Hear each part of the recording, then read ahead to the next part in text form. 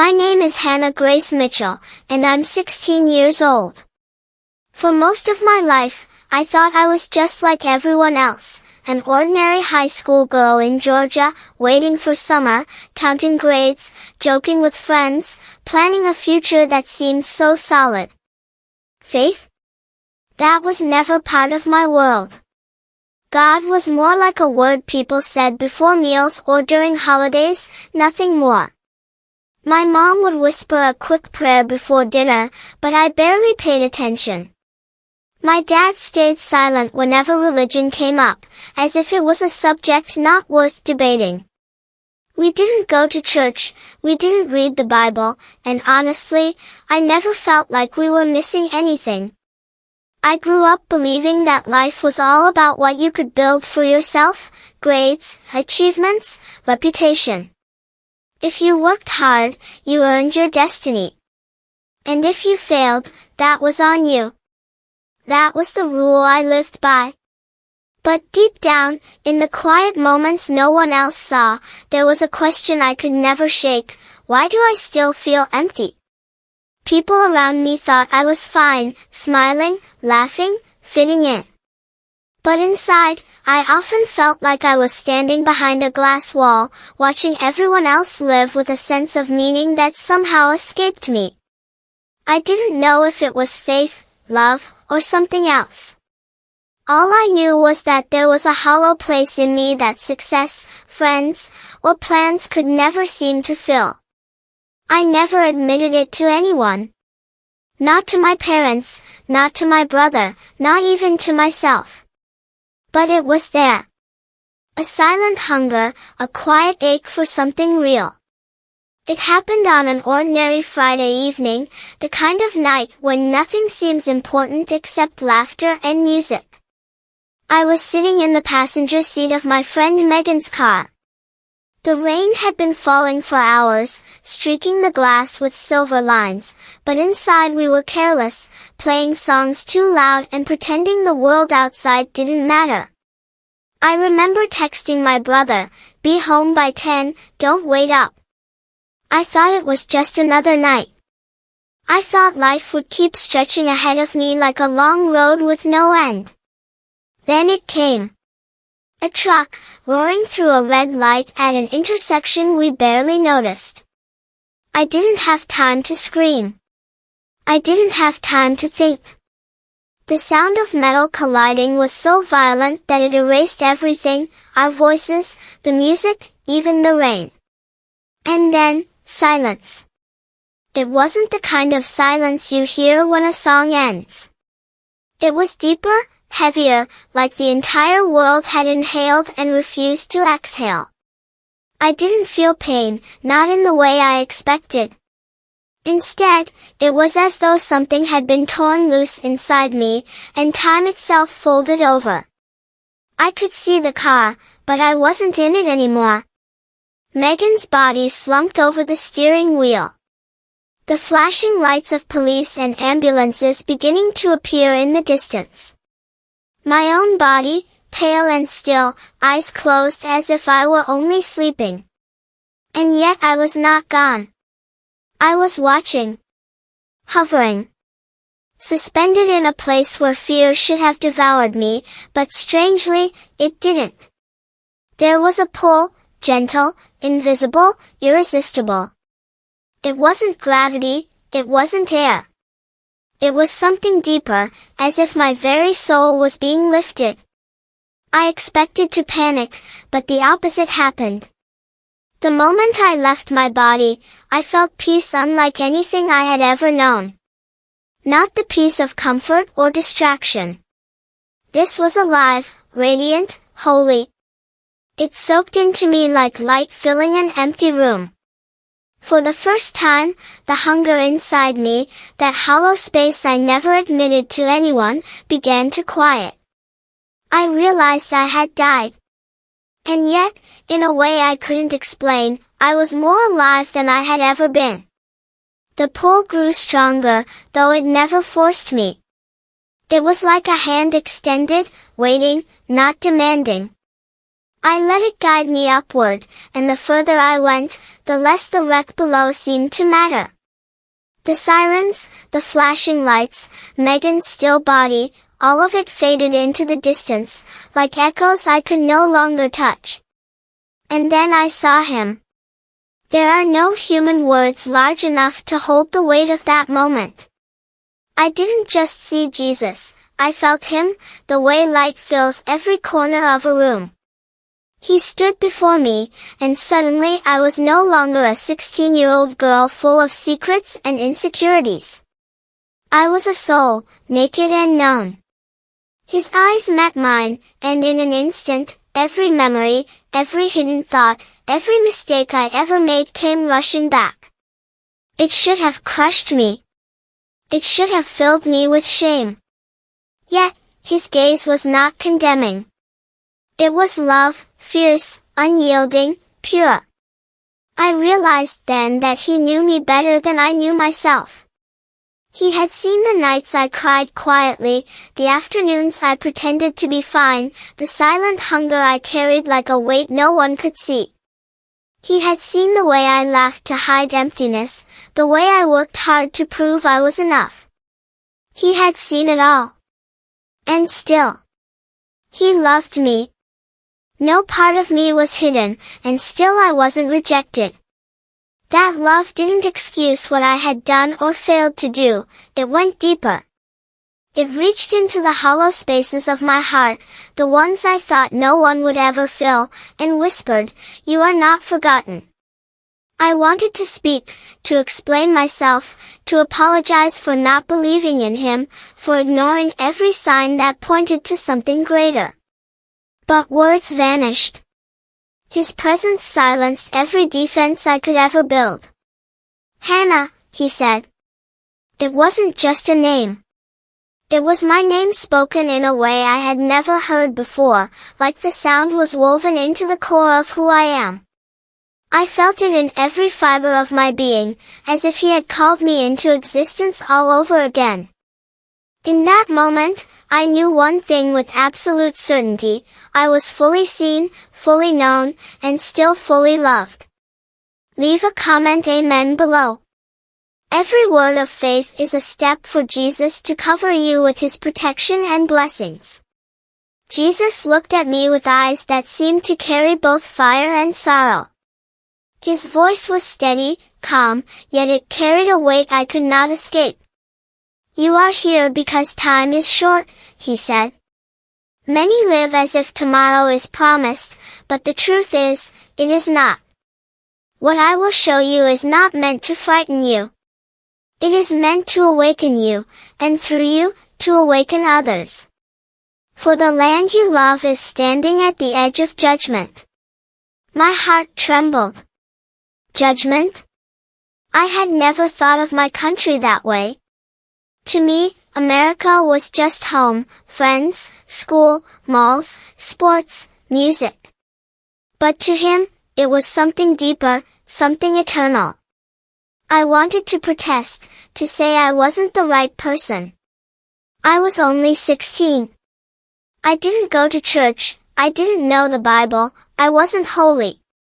But before the words formed, he spoke again, cutting through my fear. "I do not choose the perfect," he said softly. "I choose the willing. Many will hear, but only some will listen. Still, you must speak." Those words pierced me. You must speak. Me, the girl who never even prayed. Me, who thought faith was just tradition. Yet in his presence, all my excuses fell away. His love was too real, his urgency too undeniable. The light around us grew brighter. It wasn't harsh, it was alive, as if truth itself had form. I felt it press into me, filling every hollow place. And then, for the first time, I understood something. This wasn't about religion. It wasn't about rules, or belonging to the right family. It was about him.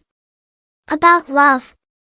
About truth that refuses to stay silent. "I will show you 6 things," Jesus continued. They are coming soon. They are warnings, not punishments. Each one is a chance for hearts to return to me. But if they do not, the shaking will break them. I couldn't speak. My chest tightened with both fear and hope. Fear for what might happen, hope that maybe, just maybe, people would turn back before it was too late. As he raised his hand, I knew my life would never be the same. I wanted to believe it was only a dream, that at any moment I would wake up in my bed, heart racing, with the memory fading into nothing. But I couldn't. This was not a dream. I knew it with a clarity sharper than anything I had ever felt. I had died. And yet, I was not gone. I was awake. Awake in a way that made everything on earth feel like shadows compared to this place. Before me rose a gate. It was not built of stone or iron but of something alive, woven light, pure and unbreakable. It shimmered with a radiance that seemed to breathe, as if every particle was singing. I could feel it pulling me, calling me, not with force but with longing. The ground beneath my feet seemed to hum with presence, and the air itself was alive with worship. I heard no instruments, yet there was music. I heard no voices, yet there was song. It was like the very essence of love had found a sound, and I was standing in the middle of it. My chest ached. Everything in me wanted to run forward, to cross that threshold, to lose myself in the brilliance of what waited beyond.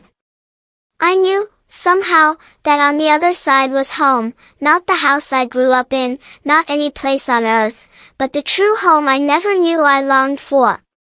And then I felt him beside me again. Jesus. He wasn't standing at the gate but just before it, as if to stop me from stepping through. I turned to him, desperate, tears burning my spirit though I had no body to weep with. Please, I whispered. Let me in. His eyes were filled with love, but also sorrow. Not yet, he said gently. You have seen the gate, Hannah, but this is not the time to enter.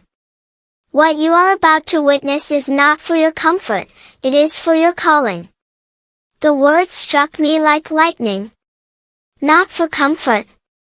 For calling. I wanted to argue, to say I didn't care about callings or warnings. I only wanted that peace, that embrace. But I couldn't. His presence held me still, stronger than any resistance I could form. Behind him, the gate glowed brighter, like it was alive with invitation. Yet I knew it would not open. Not now. Instead, I was to see what lay ahead for the world I left behind. And with that realization, fear and longing tangled inside me. I was no longer just a girl who had died, I was a witness chosen for something far greater. I stood trembling at the threshold, the gate shining like a promise I could not touch. My soul longed for it with every fiber, yet his words held me back like a wall stronger than steel. You cannot enter yet, Jesus said, his tone gentle but unshakable. You have been brought here to witness. A great shaking is coming. Many hearts will collapse under fear, but those who turn back to me will live. The weight of his words pressed into me. A great shaking. I didn't know what it meant, but my spirit understood more than my mind could grasp. This was not just about earthquakes or disasters, it was about something deeper. A shaking that would strip away false securities, leaving nothing to hide behind. I lowered my head. Why me? I'm just a girl. I don't even belong in church. The confession slipped out before I could stop it. Jesus stepped closer. His presence was not overwhelming but steady, like an anchor in a storm. That is why you must speak, he answered. Because if I can use you, the one who thought she had no faith, then the world will know it is not about who you were, it is about who I am. Those words pierced me. They undid every excuse, every reason I thought I wasn't enough. His voice carried both sorrow and urgency. The world trusts in its strength, its cities, its systems, its wealth. But when the shaking comes, none of these will stand. Hearts will break. Fear will consume many. Yet even in the darkest hour, those who turn to me will find life. I felt a fire in his words, not anger but truth burning through illusion. He wasn't warning me for curiosity's sake. He was entrusting me with something I couldn't ignore. I wanted to run into that peace, into the brilliance of the gate. But instead, I felt his hand lift my chin, steadying my gaze on his. "Hannah," he said softly, "you will see what is coming. And when you return, do not stay silent. Speak, even if they mock you. Speak, even if they turn away. For my mercy is reaching still, and time is shorter than they believe." Tears filled my soul. I understood now, this wasn't punishment. It was mercy dressed as warning. And I was chosen, not because I was strong, but because his love was stronger. The light around us shifted, and suddenly I saw images forming, not like dreams, but like realities unfolding before my eyes. The first was the earth itself, shaking violently. I felt it before I saw it. Ground splitting, cities collapsing, lives swallowed in moments. People who trusted in the strength of their buildings, their money, their systems, all of it was gone in seconds. Then the vision moved, and I saw darkness fall across entire regions. Not nightfall, but power gone. Screens black, machines silent, networks cut. People cried out in panic as if the very heartbeat of their world had stopped. The next was hunger. Fields once golden now stood barren, soil cracked like broken glass. I saw children with empty bowls, mothers weeping, neighbors turning against each other for scraps of bread. And yet, in some places, I also saw believers sharing a single pot of soup that never seemed to run out. War followed. Streets in flames, nations divided not just by politics but by hatred. Brothers fighting brothers, cities torn apart. And in the middle of it, I saw small groups of people kneeling, no weapons, no banners, just prayer.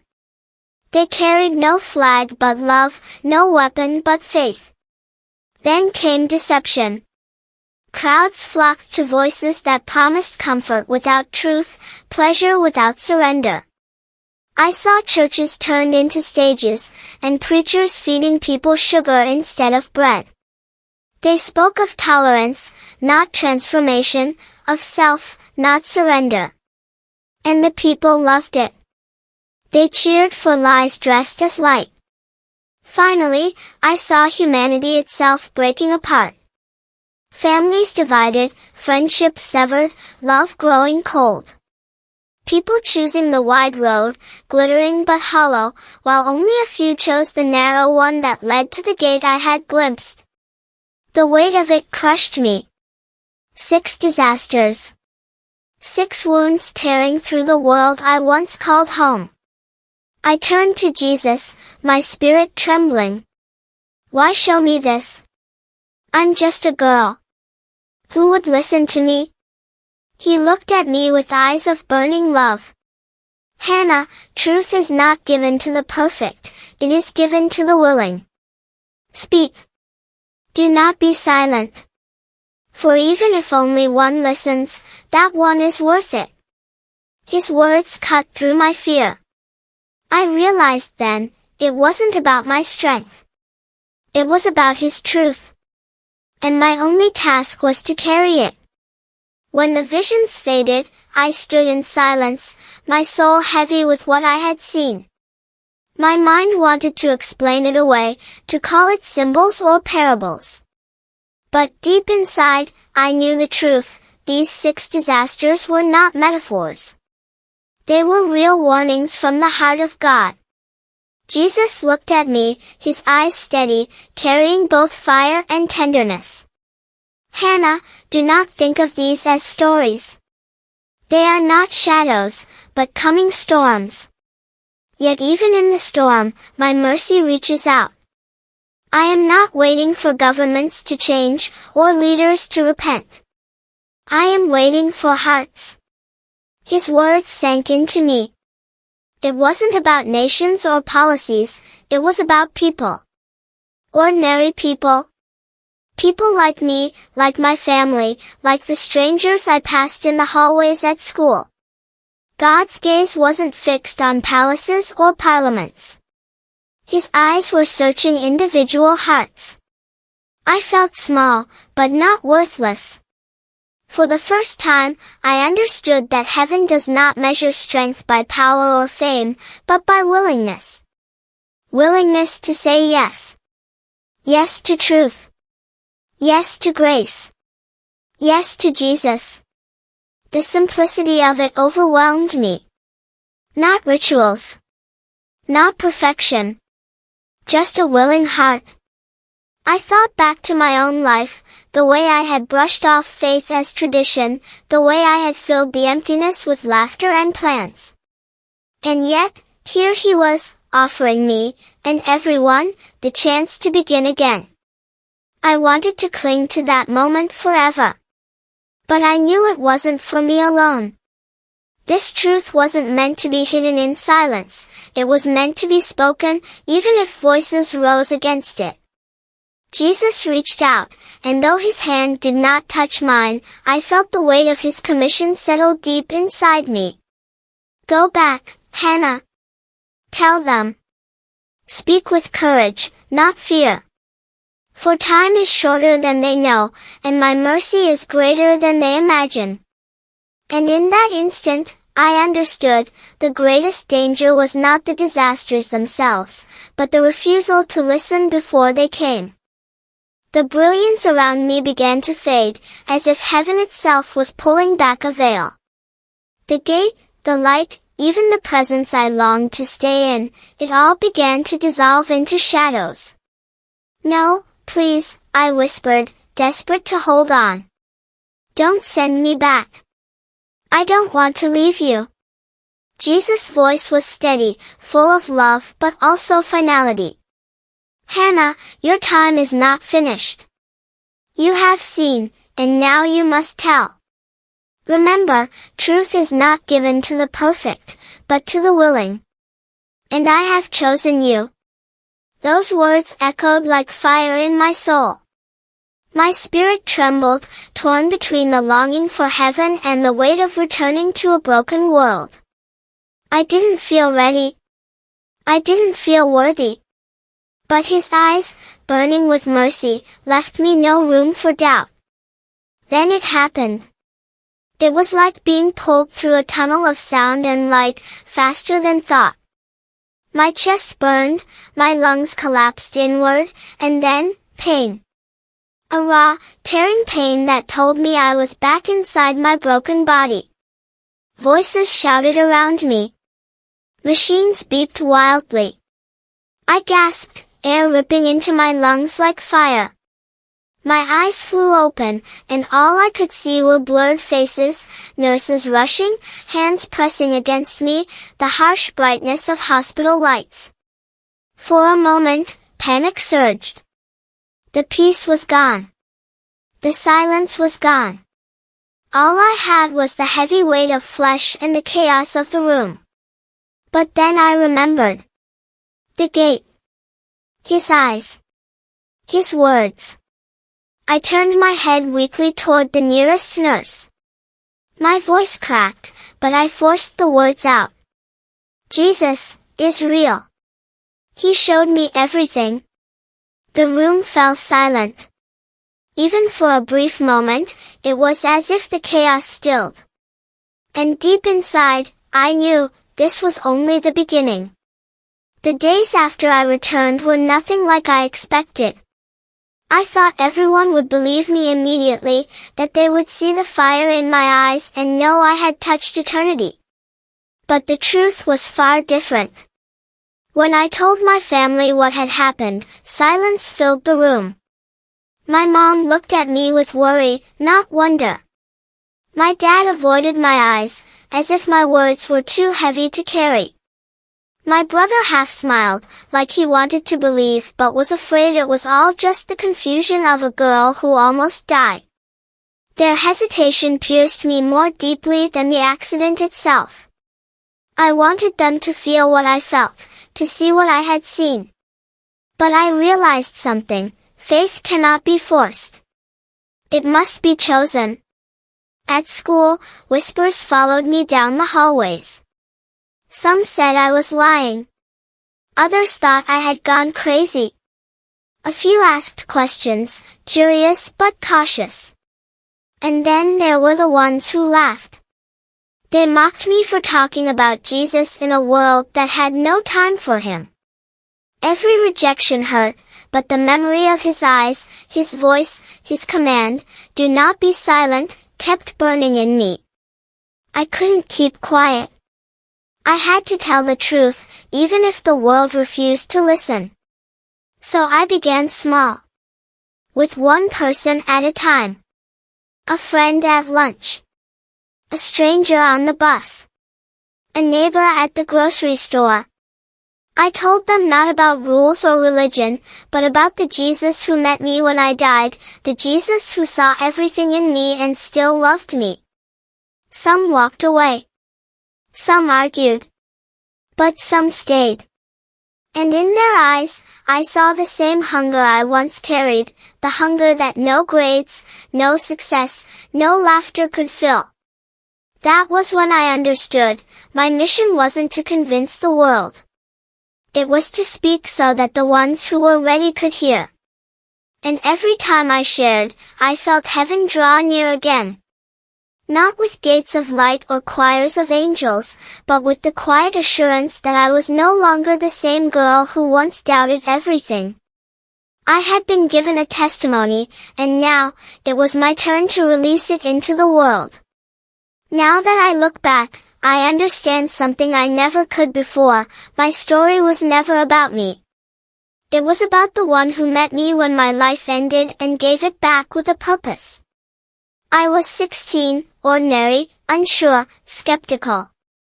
And yet, Jesus chose me to see what was coming, not because I was strong, but because he is merciful. The 6 disasters he showed me were not meant to scare the world into despair, but to awaken hearts to the urgency of turning back before it is too late. I know some will still laugh. Some will still doubt. But I've learned that truth does not wait for everyone's approval, it waits for those who are willing. And if even one person hears these words and chooses him, then all of it was worth it. So I speak to you now, whoever you are, wherever you are listening. Do not harden your heart. Do not wait for tomorrow. The shaking will come, but so will his mercy. Jesus is real. He is alive. And he is still reaching for you. You don't need to be perfect. You don't need to have all the answers. You only need to say yes. Yes to truth. Yes to grace. Yes to Jesus. Because in the end, it won't be your strength, your money, or your plans that save you. It will be him, the same Jesus who looked into my soul and loved me still. And if he could choose me, a girl who never thought about him, he can choose you too. So I leave you with this: choose him now. Before the shaking begins. Leave a comment amen below. Every word of faith is a step for Jesus to cover you with his protection, his keeping, and his blessing.